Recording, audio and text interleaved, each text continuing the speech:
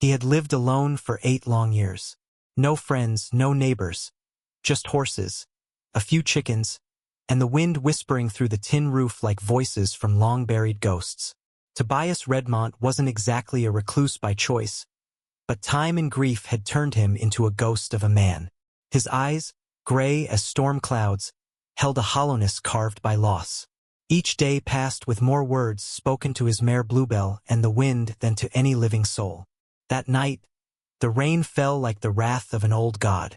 Wind howled through the boughs, shaking wooden boards and rattling loose nails. Tobias sat by the fireplace, mending a worn-out bridle. Firelight danced across the lines of his weathered face, etched by years, scars, and sorrow that went bone-deep. Then came the knock. Not the gentle knock of a friendly neighbor, not a patient visitor. This knock was desperate, urgent, like the cry of someone being hunted, someone running out of time. Tobias froze. The piece of leather slipped from his hands, landing on the floor. The room fell silent, save for the storm outside and the fire's quiet crackling. No one came to his ranch anymore. Not since he'd raised that sign. No visitors, written in blood and smoke. The world beyond his fence had buried his wife and child. He had nothing left to give, and no one left to wait for. The knock came again, harder this time, accompanied by voices foreign yet familiar. Apache. The name hit him like a bullet to the chest. His throat went dry. The last time he heard that language, Sarah and little Emily were still alive. The last time strangers came knocking at night, he was digging graves by sunrise. His hand reached instinctively for the rifle mounted above the fireplace. Muscle memory from nights spent sleeping with one eye open. But then he stopped. These weren't war cries, not the booming voices of angry men. These were women's voices, fragile, pleading. The wind carried their words, broken and trembling. Please, we know you are there. Just for tonight. Tobias pressed his hand to the wooden door. Beyond it, the sound of rain, breathless whispers, and fear. That old feeling crept up his spine, danger. But twined in it was something else. Instinct, the kind honed by loss and blood. And his instincts told him these weren't raiders. They were survivors. He thought of Sarah, her warm, scolding voice telling him not to fear strangers so much. Kindness, she'd say, is what keeps us human, Toby. But Sarah had gone to the grave, and kindness had died with her. Then came another voice, closer, pressed against the door like breath against frost. They are coming. If you do not help us, we will die. And when they find our bodies at your gate, you will die too. Tobias looked at the iron bar that had kept the world out for nearly a decade. He had never removed it for anyone. Not once. But something shifted inside him. He reached for the bar. It groaned in protest, heavy with rust and memories.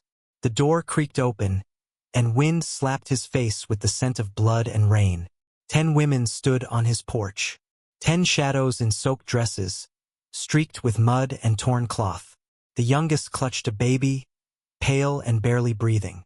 The eldest had silver streaks in her black hair and eyes that had stared into the face of too much death. And then there was her, the voice from behind the door. She stood slightly apart from the others, her posture defiant, even in exhaustion.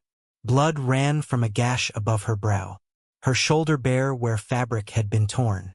And yet her gaze never wavered. I am Ayana, she said, her English slow but strong. These are my sisters, my daughters, my people. We have been running for 3 days. Tobias opened his mouth, full of questions. Where, why, who? But when he saw the baby's blue lips trembling against the cold, the questions died in his throat. He said only 3 words. Come in. Now. They moved like phantoms, slipping past him into the warmth of the cabin, bringing with them the scent of fear and something more, survival. His home, once a fortress, now seemed to shrink with their presence. He'd forgotten how loud silence could be when broken by the sound of life returning. Ayana was the last to enter. As she passed, she spoke barely above a whisper. The soldiers who hunt us. They are not far. An hour, maybe less. They will not stop until we are all dead. Tobias shut the door, slid the iron bar back into place, knowing it meant nothing now. His refuge had been breached, not by force but by choice. And choices always came with consequences. He turned to Ayanna. "Why are they hunting you?" Her dark eyes met his. Inside them, he saw something familiar, grief worn down to steel. "Because we chose to live instead of die in silence. Because we fought back when they burned our village. Because one of their officers did something vile to my youngest sister. And he knows that if we live, the world might learn what he did." Tobias felt his stomach twist. He had known men like that. Men in uniform who had forgotten honor. Who took what they wanted and killed anyone who might speak afterward. How many? 8, maybe 10. Led by a captain named Morrison. That name, Tobias had heard it before. And now he knew this night would change everything. When warriors hide in shadows. Tobias stood by the window, his fingers parting the thick wooden shutters just enough to peer through. Outside, the storm was beginning to ease. The rain had turned from a roar to a whisper, but it wasn't silence. It was the breath that comes before something breaks. In the darkness beyond the fence line, he saw nothing. But that meant little. Men trained to kill could move like ghosts when they thought they held the advantage. Behind him, the room had changed. The women were not cowering victims, they were survivors. Near the hearth, 2 women were dressing the wound of a girl barely 16. The baby in her arms had finally stopped shivering. In the corner, an older woman murmured prayers in Apache, her voice steady as stone. The others were silent, watching Tobias, waiting for him to decide if he was their ally or just another man trying to survive alone. Ayanna stood near the fire, her eyes scanning the room. Her shoulders, though bruised and torn, carried an invisible weight, responsibility, loss, leadership. She moved like someone who had led others through fire and expected to lead them into it again. "There's a cellar under the kitchen," Tobias said, turning toward her. "Stone walls, hidden entrance. You could all fit, though it'd be cramped." Ayanna shook her head slowly. "If they search and find us," she said, "you die with us. If they find an empty house with signs of people, they might think you didn't help. We will not make you a traitor in the eyes of your own army." Tobias chuckled, cold and bitter. 8 years too late for that. I became their enemy the day I buried my wife and daughter without justice. The only question now is this: do we run? Or do we make them pay for showing up here? Ayanna's eyes flickered. Surprise? Recognition? Maybe even hope. "They expect to find frightened women," she said, her voice sharpening. "Instead, they will find us." Tobias glanced around. These women weren't broken. They were coiled, ready, not running from death but pulling it toward them on their own terms. Outside, hoofs splashed through mud. Low voices drifted through the trees. Men spreading out, believing their prey cornered. Tobias moved fast, retrieving his rifle and checking the ammunition. But as he turned back toward the women, he stopped cold. Ayanna was no longer the weary refugee from the porch. She stood straighter now, hands gripping a blade that glinted in the firelight like a promise. Behind her, the others had changed too. Weapons emerged from hidden folds of fabric. Movements turned precise, practiced. They weren't preparing to hide, they were preparing to fight. "You're not helpless," Tobias said, understanding dawning. Ayanna met his gaze. "We never were. But sometimes, it's safer to let men think what they want to think. Captain Morrison believes he is chasing frightened women. He will learn otherwise." Without a word, the youngest girl moved toward the back of the house with the baby. 2 other women followed, forming a protective triangle around the child. They had rehearsed this. Tobias could see it now. This wasn't chaos. It was strategy. "How many have you killed?" he asked Ayanna, quietly. She didn't blink. "Enough to know Morrison and his men are not the first to underestimate Apache women. But they may be the last." The voices outside grew louder, orders being whispered, boots crunching wet gravel. "The cellar," Tobias repeated, but Ayanna shook her head. "We run and they follow forever. We hide and they find us eventually. But if we end it here, tonight, the hunt stops. Tobias finished. In that moment, something inside him stirred. Something cold, clear, and sharp. It had been sleeping for 8 years. Ever since the day he laid 2 wooden crosses in the ground and walked away from the world. That part of him, the fighter, the builder, the man who didn't blink when blood was spilled, he wasn't gone. Just buried. These women hadn't come to his door by accident. They had chosen this place, this night, this ground. They had brought the war to someone who once knew how to survive one. "What do you need from me?" he asked. Ayana's smile was like a drawn knife. "Captain Morrison expects frightened women. Instead, he'll find us. But if his men see a white rancher fighting beside Apache women, they'll hesitate." She was right, and hesitation was a gift. From outside came a sound Tobias knew too well, the heavy snort of a horse close to the porch, followed by the splash of boots circling the building. They were scouting entrances. The assault was near. He checked his rifle again, the click of metal loud in the silence. Somewhere deep in his memory, Sarah's voice whispered, "Kindness is what separates us from animals," she'd said.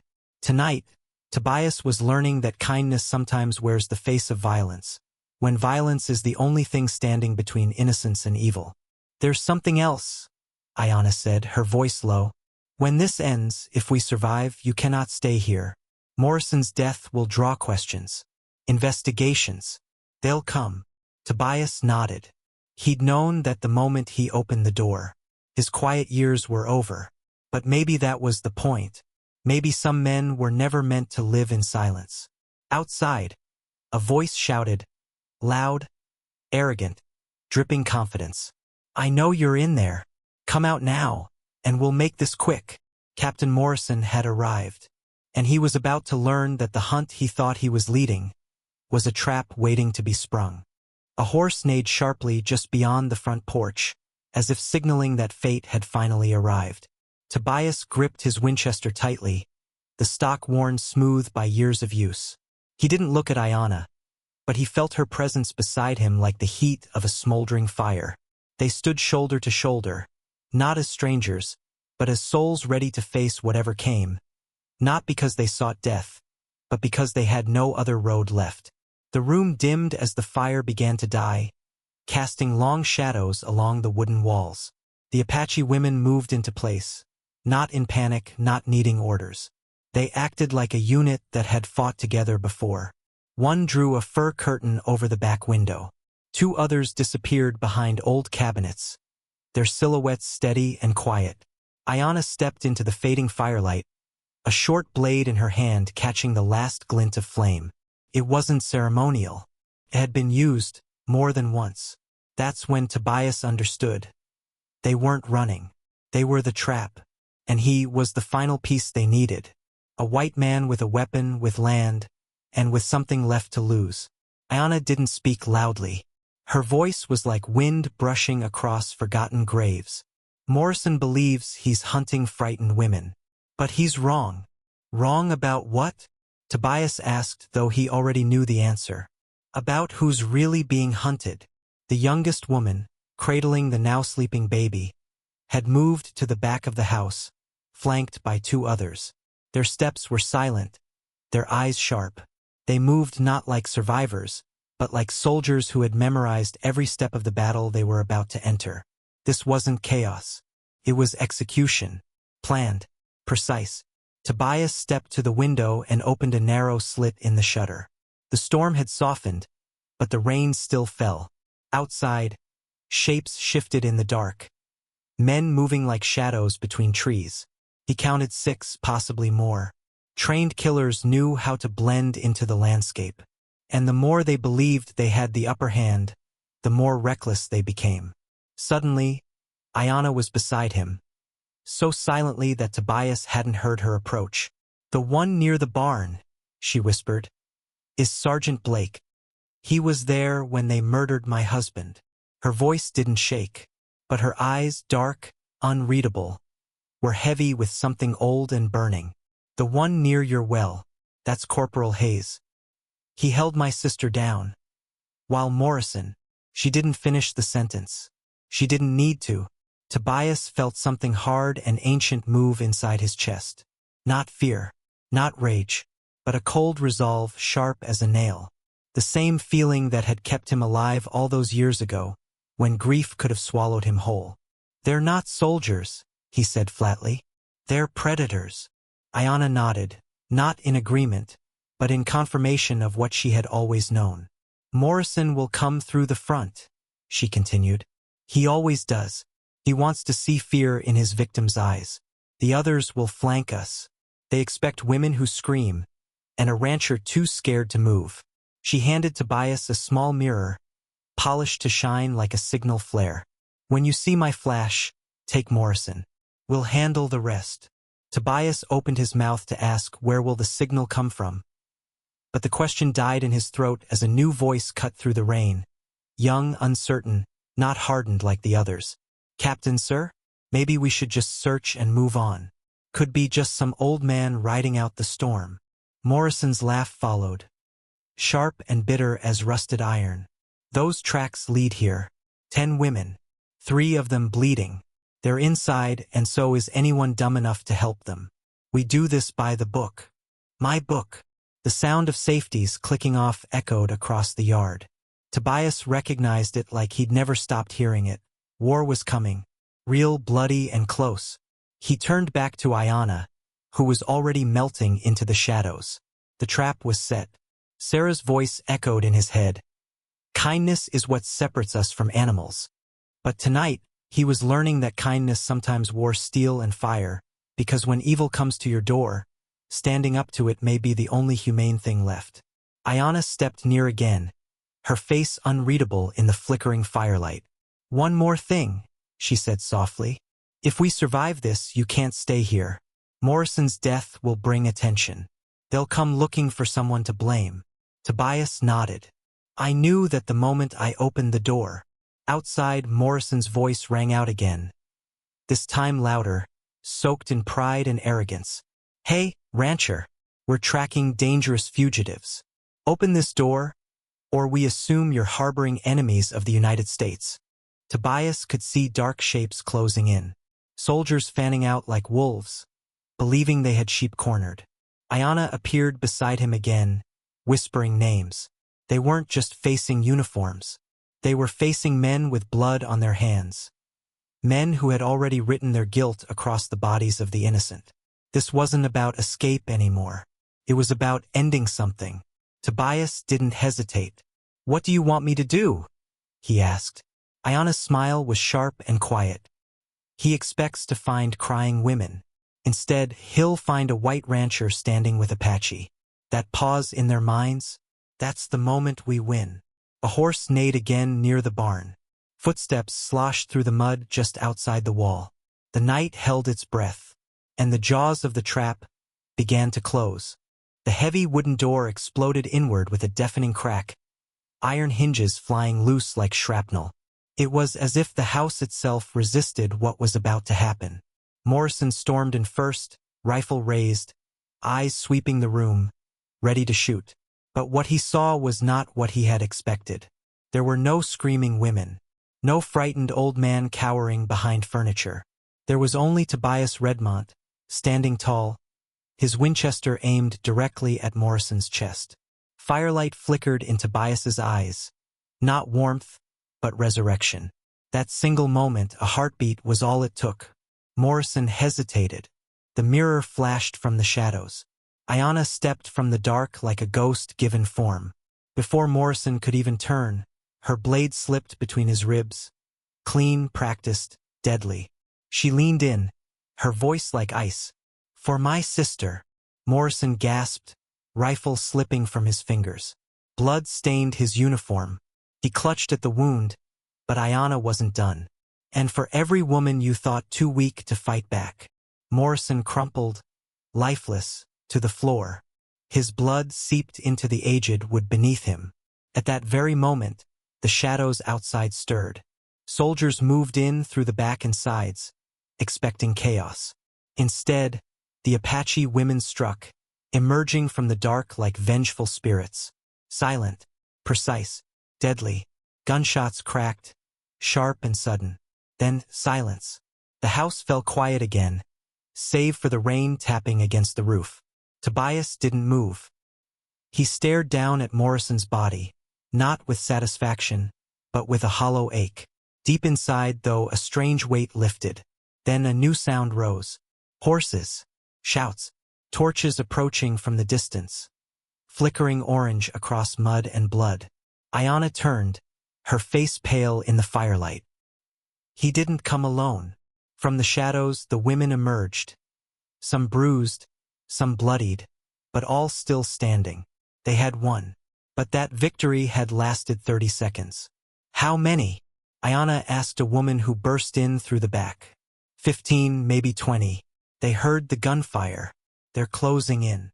Tobias gritted his teeth. The time for choosing was over. Fight and die. Surrender and die slower. But then his eyes fell on an old cabinet in the corner of the room. One he hadn't opened in 8 years. Inside were relics of a different life before the world broke him. Wrapped in oiled cloth, still dry and dangerous. Dynamite, wires, and blasting caps. Ayanna looked at him, uncertain. Not to hide, Tobias said. To survive. We can't outrun them, she replied, shaking her head. They'll chase us through 3 territories. We're not running, Tobias answered, already preparing the charges. This ranch sits on a hill. I built a small dam years ago to control spring floods. If we take it out in this storm. Ayanna's eyes lit with understanding. The valley floods. 10 feet of water, maybe more. Anyone down there is swept away, Tobias finished. But it would destroy your land. Your home. He looked around. The blood-soaked floor, the shattered door, the ghosts that still haunted this place. A home isn't where you live. It's what you're willing to protect. And I've made my choice. From outside, a new voice shouted, Lieutenant Morrison is dead. Surrender now, or we burn you out and hang every last one of you. Ayanna clenched her jaw. If we do this, you'll become a fugitive. A wanted man. Tobias didn't blink. I've been a dead man for 8 years. Tonight, I'm choosing to live again. Then came a sound that froze them all. A baby crying. Not the one asleep in the back room. Another child. Outside. In the rain. Between them and the soldiers. Ayanna grabbed his arm. It could be a trick. It's not, Tobias said. I've heard too many cries not to know the real ones. Everyone held their breath. The plan had been clear. Destroy the dam. Wash the enemy away. But now, the cost had changed. We can't blow the dam, Tobias said. Not with a child out there. One of the Apache women stepped forward, angry and trembling. Then what about my daughter? The one inside? Does she matter less than a stranger's child? Tobias didn't answer, but his silence spoke volumes. There were lines, and once crossed, they changed who you were. There's another way, he said, and began describing a plan. Madness, risk, danger. But maybe, just maybe, it would let them all walk away from this night alive. Tobias led the 4 remaining women quietly out the back door. The rain had softened, but the mud clung heavy to every step. Every movement was a risk, not just from soldiers, but from the smallest mistake in the dark. They moved along the old wooden fence line, hidden in wind and shadow. The baby's cries echoed somewhere between 2 worlds, between life and death, between prey and predator. It was no ordinary cry. It was the cry of something fighting to stay alive. Then he saw it. A military supply wagon, parked between the house and the main camp. Beside it, a young woman huddled over a baby wrapped in soaked cloth. Her face pale, exhausted, terrified. She wasn't a soldier. Her dress was simple, hair matted, eyes hollow. A camp cook, a laundress, someone dragged into war under false promises. Tobias signaled the others to stay back. He approached alone, rifle lowered, his steps precise like a man who'd walked the edge of death before. A guard saw him, raised his rifle. Tobias spoke first, voice calm and commanding. Easy. Captain Morrison sent me to secure the civilians. The lie bought him precious seconds. Enough to close the distance. Then one swift strike to the temple with the rifle butt. The guard collapsed into the mud. The young woman looked up, trembling. I didn't do anything. The baby has no part in this, she whispered. We just cooked for them. Morrison said it would be simple. Tobias nodded. He believed her. Your name? Mary. Mary Hendricks. Mary, listen carefully. When the shooting starts again, you run toward those trees. Follow the creek south. 5 miles down, you'll find a trading post.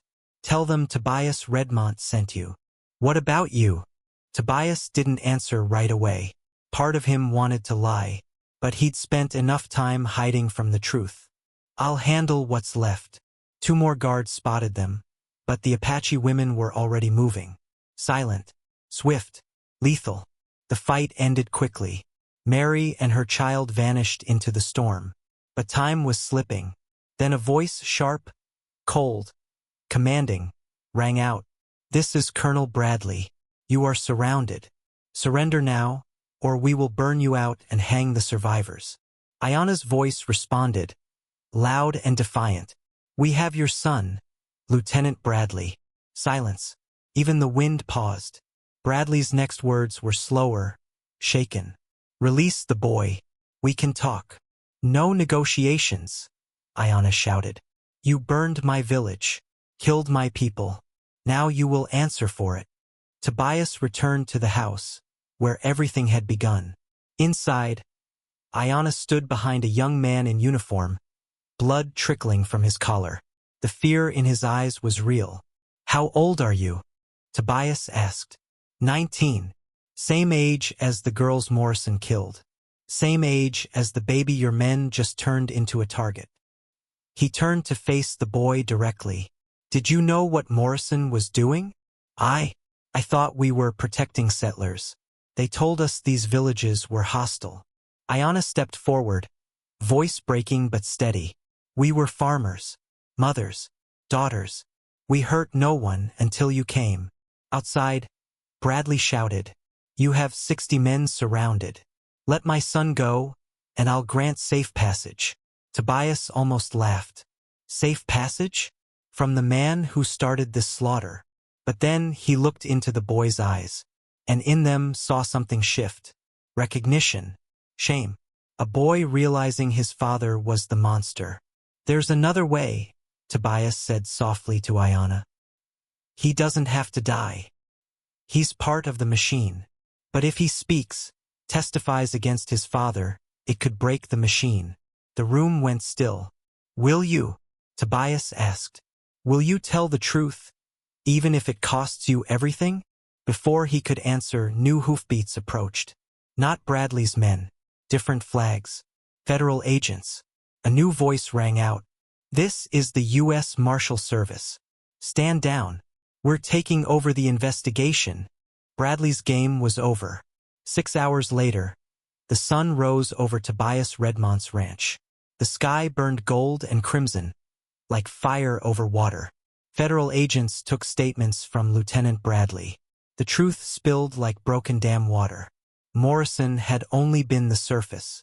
The corruption ran deeper than anyone had guessed.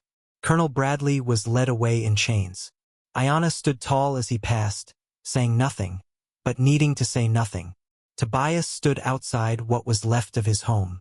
No longer a man haunted by silence, but a man who had chosen to open his door. Where will you go? He asked Ayana. North, to relatives who survived. But not here. This land is soaked in too much blood. And you? Tobias looked out over the ruined porch, the burned doorway, and the empty plains. I think I'll head west, find a place that needs building. Or defending. Ayana smiled for the first time. Mary Hendricks will need someone to guide her to Denver. A woman alone with a child. It won't be easy. Tobias nodded. I'll take them. And so, as the sun climbed above the wreckage, the survivors rode off. Some toward healing. Some toward redemption. All toward something new.